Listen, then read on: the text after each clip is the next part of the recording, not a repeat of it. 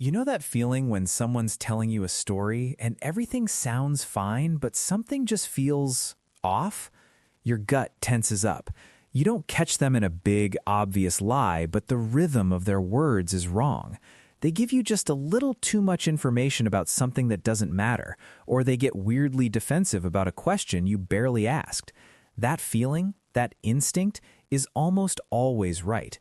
We're hardwired to detect deception, but we've been taught to ignore our own alarms.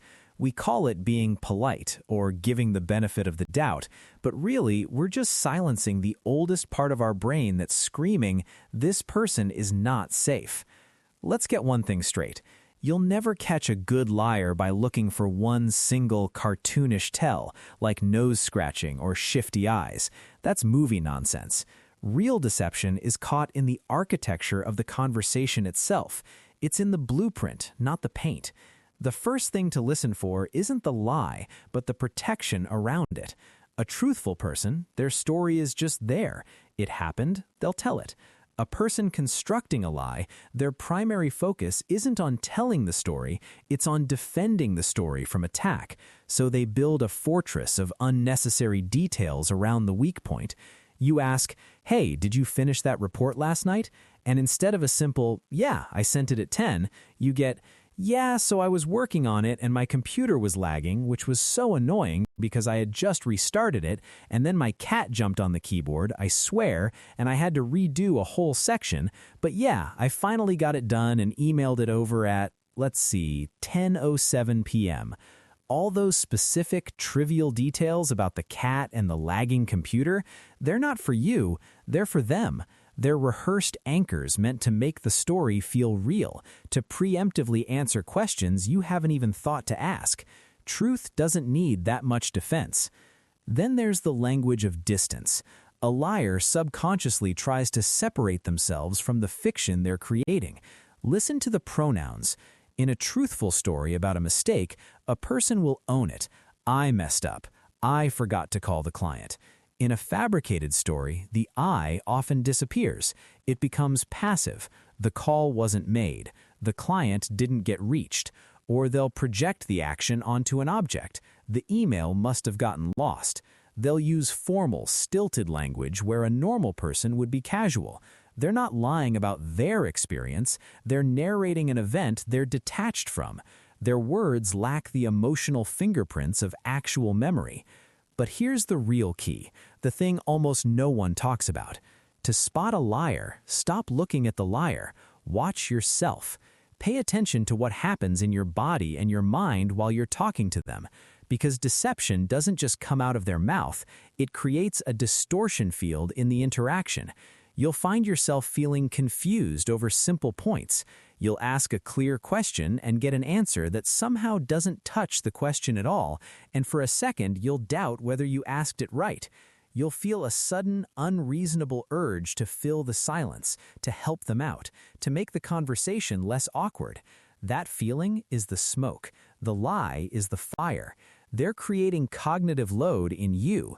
Their brain is so busy managing the lie, monitoring your reaction, and remembering their script that they can't hold the normal space of a conversation.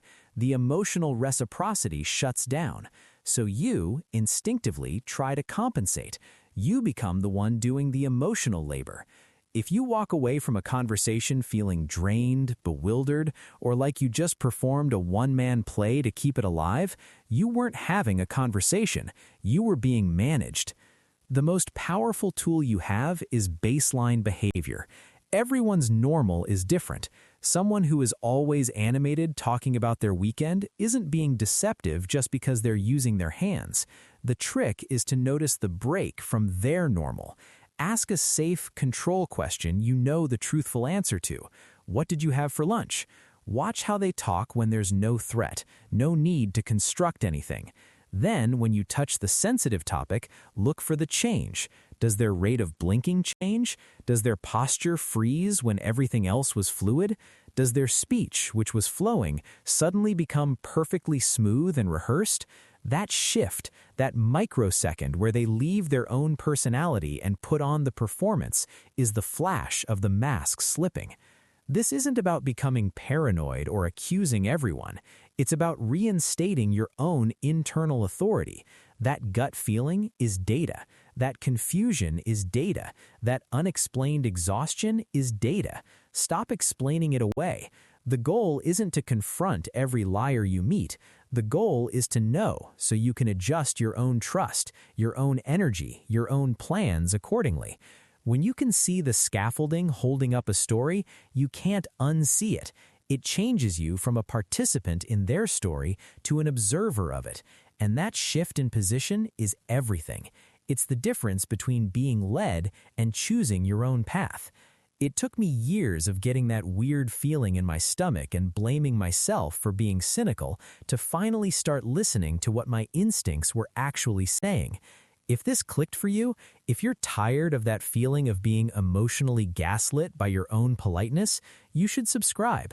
There's a lot more to this about how to respond, how to protect your energy, and how to deal with the people who do this not just occasionally, but as a way of life. In the end, spotting a liar isn't about catching them.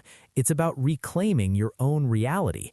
It's hearing a story and knowing, in your bones, whether it's built on the solid ground of something that happened or on the shaky, over-engineered pilings of something that didn't. When you know that, you stop living in the world they're trying to paint for you, and you start navigating the world as it actually is.